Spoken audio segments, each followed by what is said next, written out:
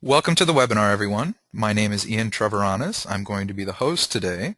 Our presenter is Dr. Jeff Bodycomb, a product manager for the particle products from Horiba Scientific. And Jeff is going to be speaking to us today about how we can use Zeta potential to optimize and improve our wastewater treatment. So without any further introduction, take it away, Jeff. Okay, well, thank you.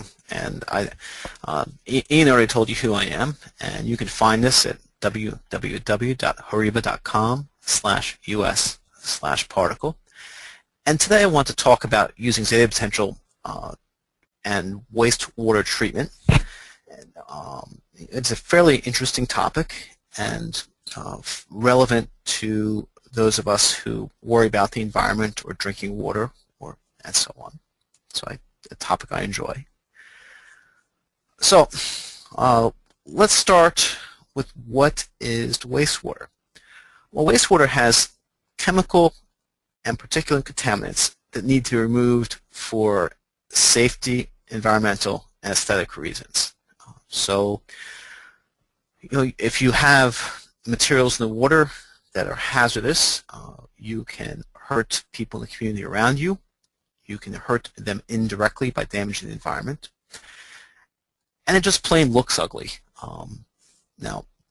Sometimes there's ugly water that is not particularly hazardous. You see some brown water down in the Pine Barrens, for example, like that. But a lot of times you don't want to be spitting out brown water and try to explain that to your neighbors. Today, as you can imagine, I'm going to primarily talk about particulate waste. I'll make one brief mention about chemical contaminants at the end. But I want to introduce some things that you can do with particulate waste and how you can make measurements to optimize that treatment. Well, why do we worry about particle contamination, or how do we think about it? Well, it can appear as haze. And so if you have suspended particles in your waste stream, the water will often look hazy or cloudy. And it's typically measured in two different ways. The easy way is with a turbidity meter. And here you measure the scatter intensity at a right angle. So you shine a light through your sample, and then you put a detector at a right angle to that light and look at the intensity of the scattered light. You see results reported in NTUs. And so there's an EPA analytical method, 180.1. If you want to make the measurement, you might use something like a Horiba U53, which measures turbidity along with a number of other water parameters, pH and conductance and so on. Another way of looking at particle contamination is suspended solids, where effectively you filter your water and then you weigh the filter to see how much material has been caught on the filter as opposed to what's passed through. This is somewhat different from dissolved solids, where you would have to boil off the water and see what residue is left behind. Of course, the dissolved solids will go right through a filter. So once you've decided that you have particles in your water, you want to get rid of them. And generally the way to get rid of particles, there are a couple choices. One that's fairly popular is to simply put them in a giant tank and wait. And then you wait for the particles to either settle to the bottom or float to the top. So you can imagine this is a very large tank of water. And the particles, as the water sits here, the particles here will assume they're heavier than more dense than the water, will go to the bottom, and you can take them out the bottom as a sludge, which you can treat or dispose of in a landfill or reuse if the sludge material is helpful to you in some way. Another option is to filter the particles out with some sort of filter media.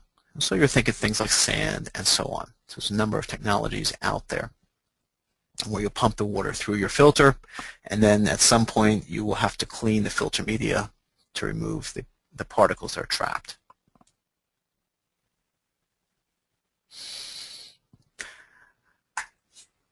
Now, the case of flotation or settling has been described analytically using Stokes' law, which is shown here. So velocity is twice the density difference between the particle and the fluid times gravity times particle radius squared divided by 9 times the fluid viscosity. So we want a large settling velocity so that we don't have to sit and wait for a long time for the particles to come out of our water. So we want to make this number large. We can't do anything about particle density. It's wastewater. If we could control what particles were in the water, we'd probably just make sure they never got there in the first place. Again, the fluid density, you're kind of stuck with water, so that's fixed. There are few practical ways to change acceleration due to gravity, and none of them make much of a difference. And then the fluid viscosity is once again fixed. So the one variable you get to play with is going to be the particle radius. And if I can double the particle radius, the particles settle 4 times faster. Now this rule is imperfect. It doesn't take into account things like particle shape. But generally the takeaway, if you can make your particles larger somehow, you can speed up your flotation. You can use these large particles to have a less expensive treatment process. Now I couldn't find any analytical expressions for filtration, but there's the general statement that larger particles are easier to filter out than small ones.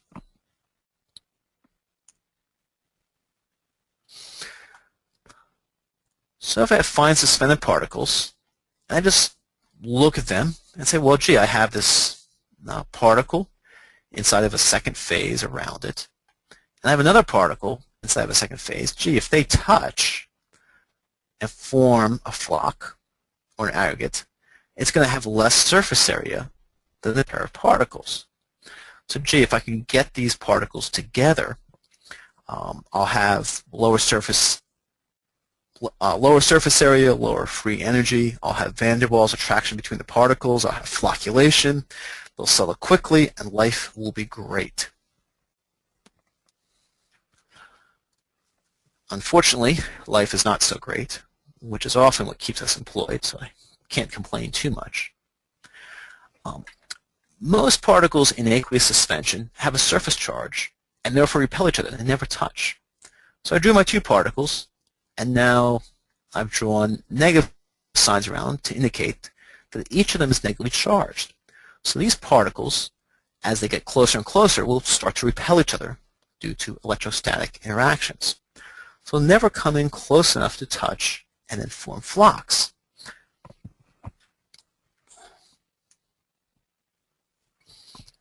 So if I could control that charge, then it would be much easier for me to have my particles come together and form larger flocks and settle more quickly. You could do this with classes of materials known as coagulants and flocculants. And so really you're thinking about what are known as specific ions. They tend to stick best. And then often multivalent ions because they're more effective than univalent ions. So calcium or aluminum ions. And then polyelectrolytes, so something like acrylamide, acrylic acid copolymer, which is really a charged polymer with a correspondingly large valence, if you will.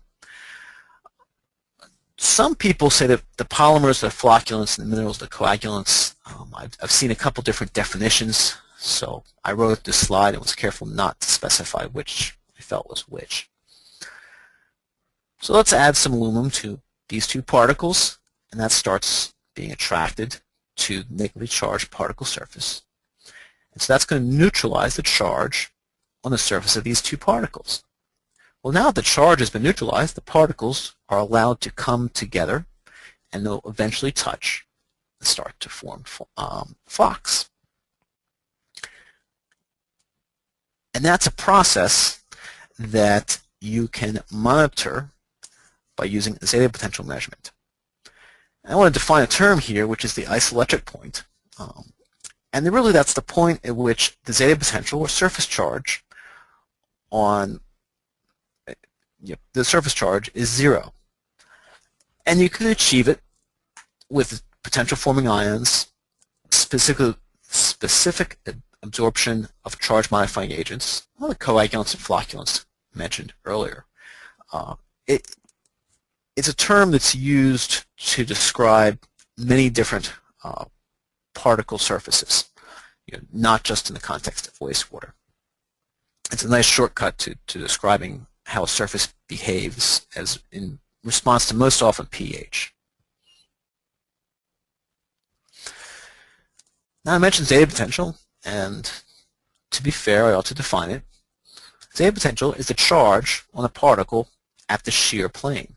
So here I have a particle, and once again I have my negative charges around it. Well, if this has a very strong negative charge, then you can imagine that your cations in suspension will form a more dense layer around it. And then as you move further away, your cation concentration will fall to some background level. What's interesting for the point of zeta potential is that you're going to look at what's known as the shear plane. And that's the surface that encloses the particle and everything that moves with it. So both the particle and the ions are still stuck to the surface, any ions that are very, very close by, and any liquid that gets dragged along with the particle.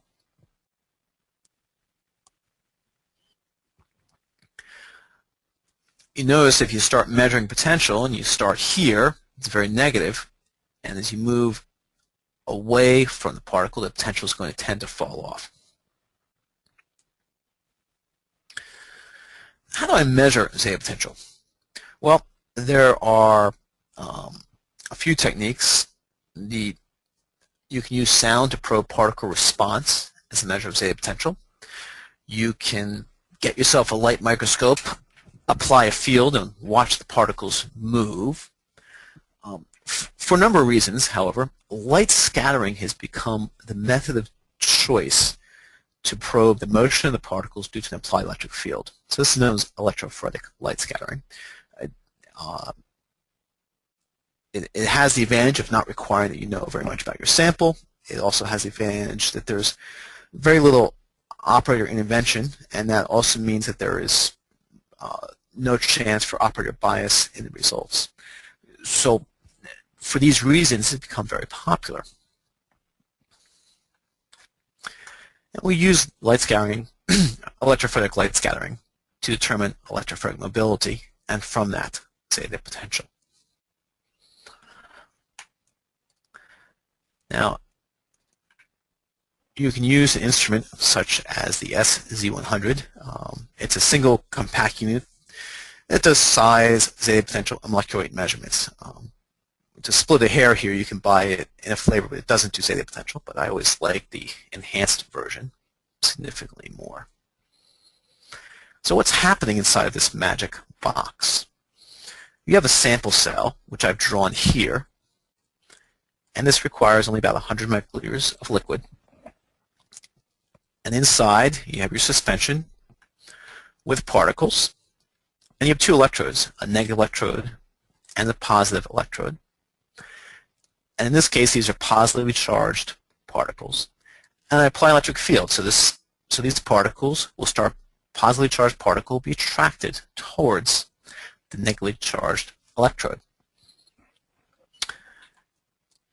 I probe the motion of the particles using light. So I send in light at some frequency, and the scattered light has a frequency shift or Doppler shift. And from that, I can from the scattered light signal, I can extract the magnitude of the Doppler shift, get the electrophoretic mobility, and from that, determine zeta potential. So what do these measurements look like? Well, here I have a plot of the zeta potential as a function of pH. So here is a high proton concentration, here is a high hydroxide concentration. and I'll get a curve that looks like a backwards S. So as you can imagine, with lots of acid, I have lots of cations around. And so my Zeta potential is large and positive. As I increase pH, the Zeta potential will start to decrease, eventually cross through 0, then become negative and more strongly negative until it becomes large in magnitude and negative. Now, lots of time we like to talk about using the Zeta potential in formulation work, and we say, well, you're looking for a Zeta potential that is more than about 25 to 30 millivolts. So that's the rule of thumb for predicting formulation stability. In the context of wastewater treatment, we're turning that rule completely on its head. Our interest is to operate very close to the isoelectric point so that the particle suspension is unstable, because we don't like the particles in our water.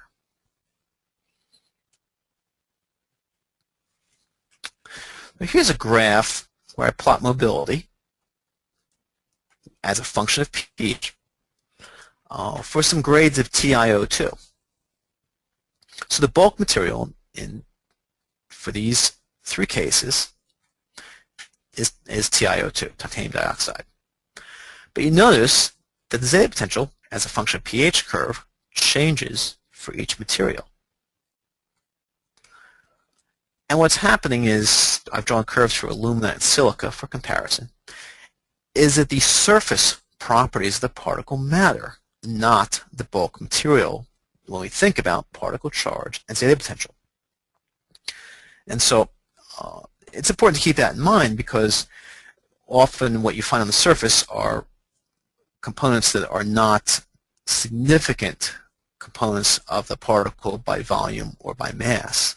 They just get to the surface where we see them.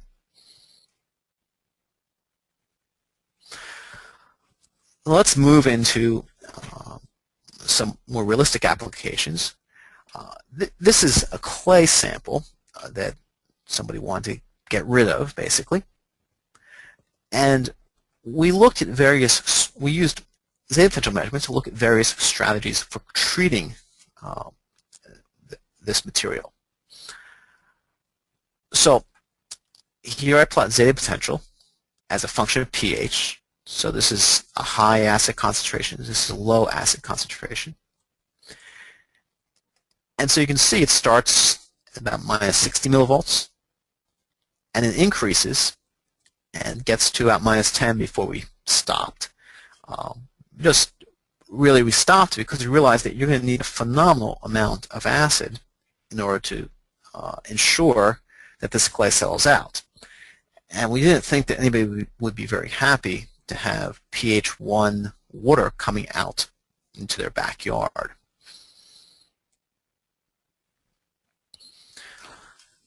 Now, I know Ian's listening, but I'll have to admit anyway, I'm generally fairly lazy, and so if I can automate a task, I try to. And one of the tools for doing that is an auto titrator. I show the auto titrator accessory here. You simply put the sample in the beaker here, fill the acid and base bottles here. You have precision dosing pumps, so you only need 2 bottles. And you connect this to the instrument, which is on the next slide. So once I have all this hooked up, I can press the start button and go to Starbucks. Then I can generate a nice looking report. Everybody thinks I actually did some work. So that's a nice thing to think about if you get excited about pH measurements. Now pH is going to come up, I don't talk about it here, but it will start to come up when you think more seriously about the effectiveness of your coagulants. So let's say if this material I had a target pH, how do I control it in real time in my plant? Well, you don't want to use your laboratory instrument. Mercifully, there are pH controllers out there, like the HP 480 series, where you now plug in a pH probe, and then it sends out a 4 to 20 milliamp signal to your valves to control the flow of acid and base, and to manipulate the pH of a waste stream. So it's kind of like a temperature controller, except it's dealing with pH.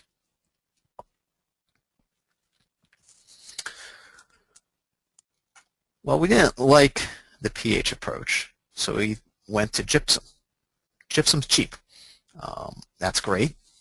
And so here I plot zeta potential as a function of milligrams reagent per milligram of clay.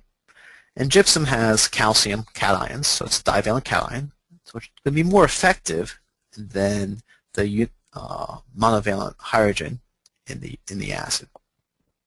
Notice that this is a log scale, 10 to the minus 6, 10 to the minus 4, 10 to the minus 2, 10 to the 0 is 1, 10 squared, 10 to the 4th. Usually when you start these studies, you're going to make the measurements on a log scale. I think I went up by factors of 5 or almost 10 in gypsum concentration, gypsum dose, to see what's going on. Well, when I got to 100 grams of gypsum per gram of clay, I knew this was not going to work. So again, we stopped. But you notice the zeta potential starts very negative and starts climbing towards positive. So this is better than the acid in this case, but still not great. You need an awful lot of material. So we try the alum. Now I have aluminum. It's trivalent. It's going to be even more effective. And that's the blue line here. So here's the zeta potential again, and the milligrams reagent per milligram of clay. Again, starts very negative, and then very quickly jumps up, jumps to 0, and then the zeta potential goes positive. Well, notice something here. This is a great situation. If I'm in this range here, my zeta potential is close to 0, and my flocculation is going to be good. I'll have the material settle out. If I add too much, then I'm going to restabilize the suspension. Okay, so if I add too much alum, not only am I wasting money, but I could wreck my process as well. Now, going in the lab and doing this kind of measurements and generating these curves teaches you a lot about how your system behaves and helps you make intelligent choices. So if you think about the beaker test, where you just made up these suspensions and shook them in the beaker to see what was going on, you'd have a sense of which formulation worked, but you wouldn't have as much of a sense of why. And the why becomes valuable when you really want to optimize a process, because then you know exactly what tweaks are most likely to work. Now another sample come in that was a real mess. It was oil refinery waste. So if you start thinking about oil and water, you think about the OCMA 350, which is an oil and water analyzer that is fast. Now, it's fast compared to EPA method 1664, oil and grease and water, where you have to do an extraction with hexane, and then if I understand it right, boil off the hexane. This takes a long time. You don't get good feedback, but that's what the EPA wants, and so you'll generate a correlation between this method and this result. Use this for day-to-day work, and use this as your sanity check, and to keep the EPA happy. So we have water full of oil droplets, and with a bit of hydrogen sulfide, which did not make me popular with my lab mates because it really smelled bad. I also had an unknown coagulant. It's a proprietary formulation, and I like to know as much as I can about materials, but like I mentioned earlier, with this zeta potential analysis by light scattering, you don't need to. I started adding coagulant. At 0.01 ppm, the oil droplets had quite a strong negative zeta potential. Stayed negative and started to climb, passed through 0 about 2 ppm, and then goes strongly positive. So we wanted to break the dispersion of oil.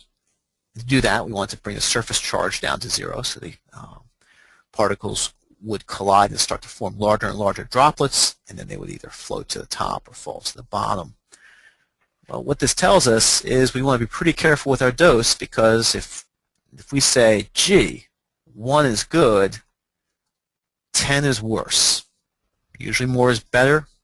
In the case of coagulants, often more is not better. Not only does it cost more money, it wrecks the process.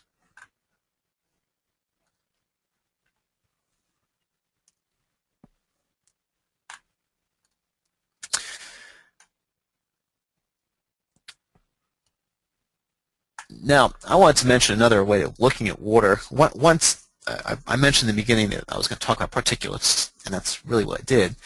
Once you get the particles out, then you start worrying about dissolved matter. You can think about absorbance fluorescence for analyzing those, for color dissolved organic matter. And so our fluorescence group has an aqualog that's tuned up to do this job quickly.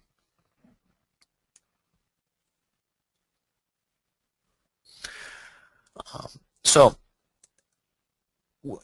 in conclusion, determining Zeta potential really gives you a tool for understanding what different treatment options are doing to your particles.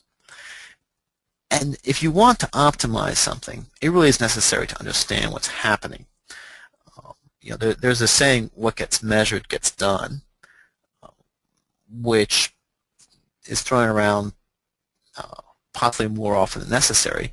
But in this case, it's what gets measured gets understood, and once you understand how your waste stream is responding to your treatments, you can go and optimize that treatment in order to get cleaner water and spend less money and effort. And generally, spending less money and effort is more fun than spending more money and effort. So a little, some analytical work up front can help you an awful lot further down the line.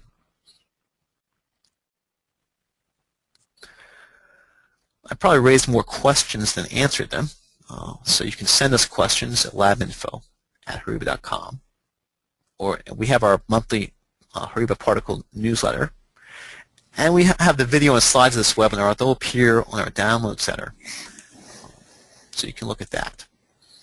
And there you can find my phone number and email is the last part of the slide. Okay. Well. All right, thanks, Jeff. So now, if you have any questions, now would be a good time to send them in. If you have a question in the middle of the night tonight,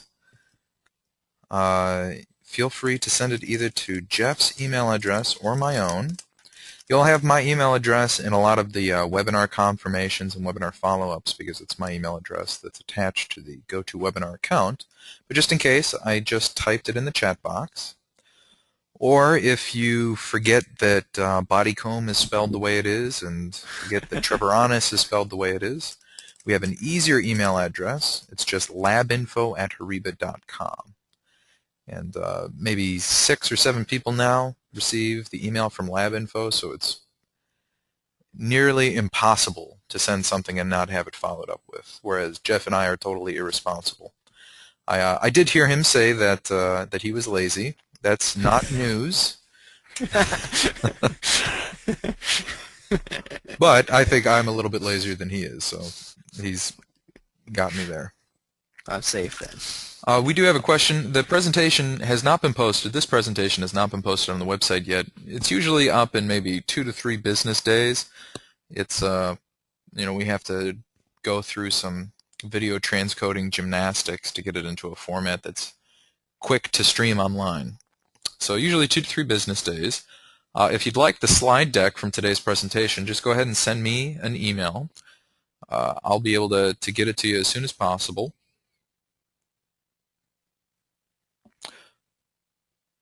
Okay, so we are getting one question in. Do you see that, Jeff? I do. They're asking requirements for size, concentration, and turbidity. So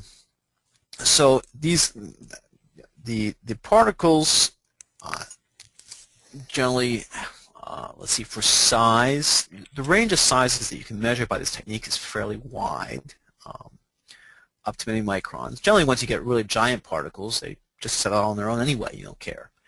So that's a more effective limit for size than the analytical technique.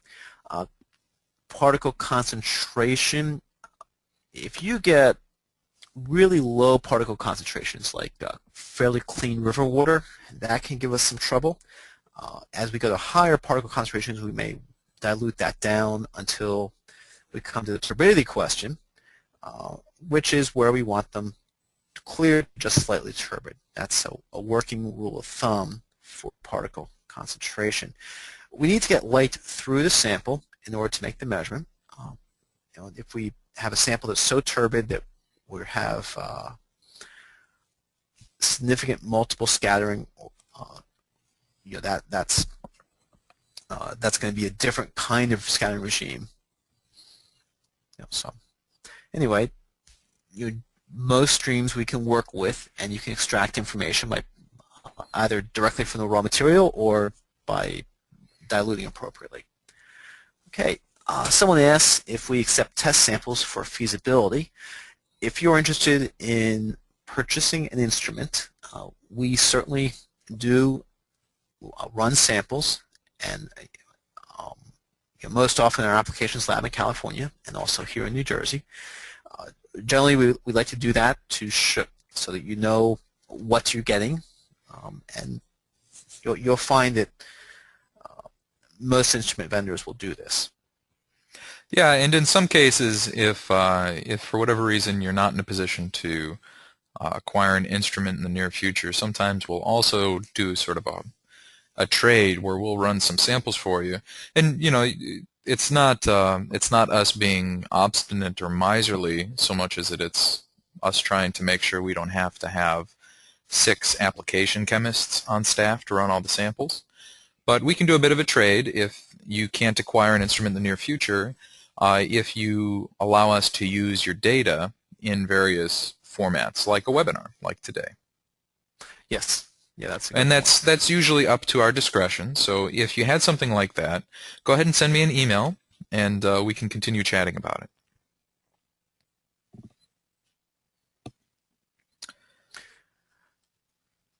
So there's a new question in, Jeff, about how the SC100 is different from other similar instruments using, I'm assuming, the same type of technology or trying to accomplish the same goal of zeta potential analysis.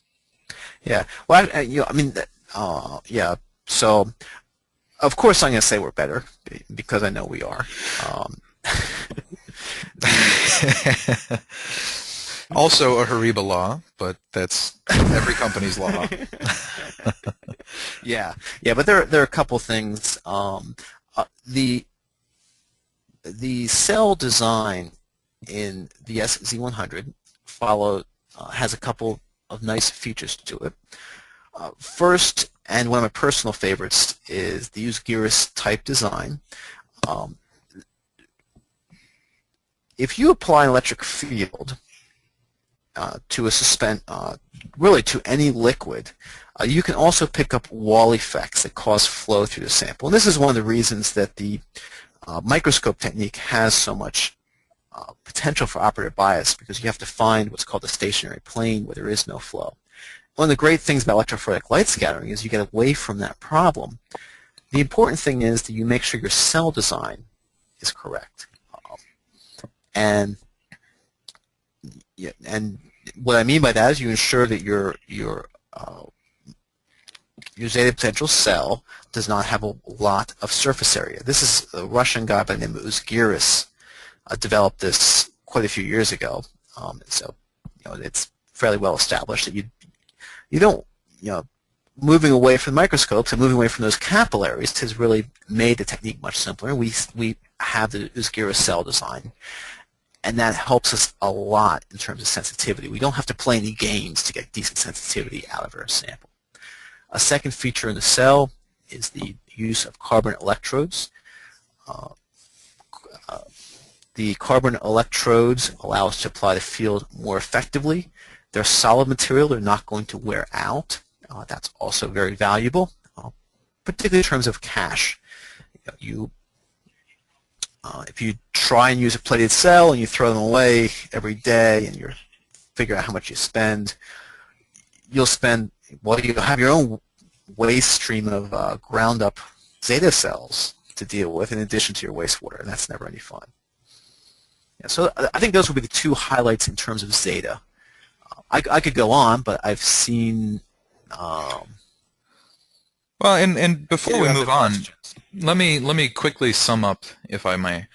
So there's many different differences. The two that Jeff talked about were everyone in our industry sort of runs into this problem of wall effects, as Jeff was calling them. One of them is electroosmotic flow. That's the correct and slightly fancy term. And everyone has different ways of trying to correct for this problem that we all face. Some people correct for it in software. Some people make their analyzer do funky things with fast field switching to get around it. We corrected it through cell design, which we feel is a more elegant solution and reduces the amount of error through having to fiddle through software or firmware. The second point Jeff talked about was we gave it a name. We're calling it the agile carbon cells. And the reason we like the agile cell so much is simply like he was talking about. They wear out far less quickly than the traditional gold-plated or other precious metal-plated electrodes, which just means in the long term you're spending less money and there's less hassle on your end because you don't have to question, is this data actually legit or was it acquired using a damaged electrode or a dying electrode? So those are the two big items for the Zeta potential. You may have figured out it wasn't really me summing up so much as me emphasizing those 2 points. But Jeff's correct. We do have some more questions.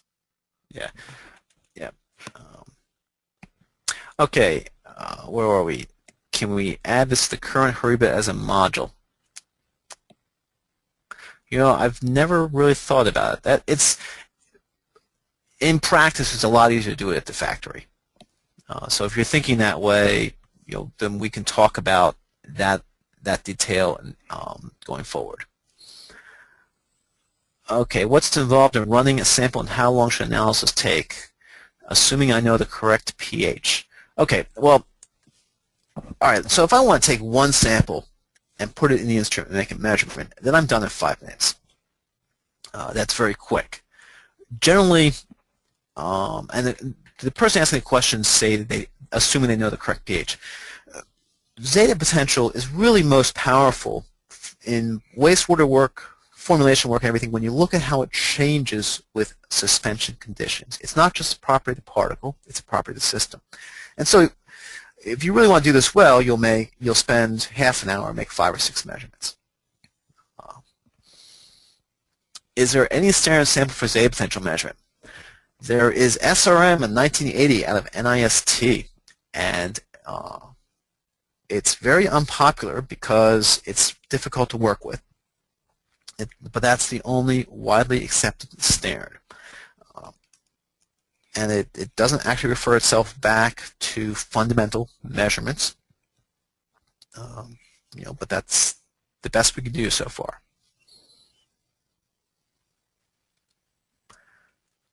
Okay. Yeah, we can flow through our cell. The Usgira's design refers to electrode placement with respect to the walls of the cell and not necessarily how the sample is introduced. Yeah, and then if you want to flow, what you really do is set up a stop flow measurement. Okay, that's a really good question though about the Usgira cell. We don't encounter many people who are. I shouldn't say we don't encounter many people, but we encounter many more people who don't know the Usgira's name. So. Yeah. And by the way, on the point of electroosmotic flow, if you take a capillary and put 2 electrodes on either side, you can actually make a pump. There's an outfit out of California that got started in that business called Exigent. So those flow effects can get pretty strong.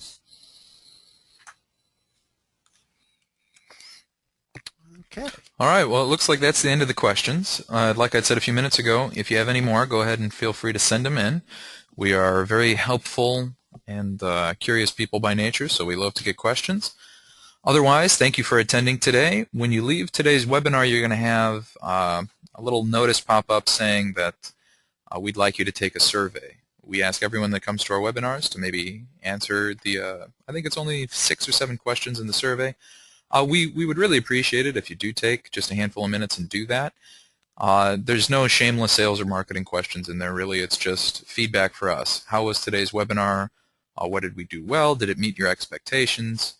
Just different things like that.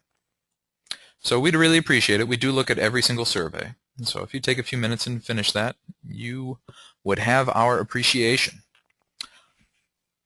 Otherwise, I think it's time to say goodbye. Thank you for showing up again. And from Jeff and myself, we hope you have a wonderful rest of your day. Bye, everyone. Okay, thank you very much. Goodbye.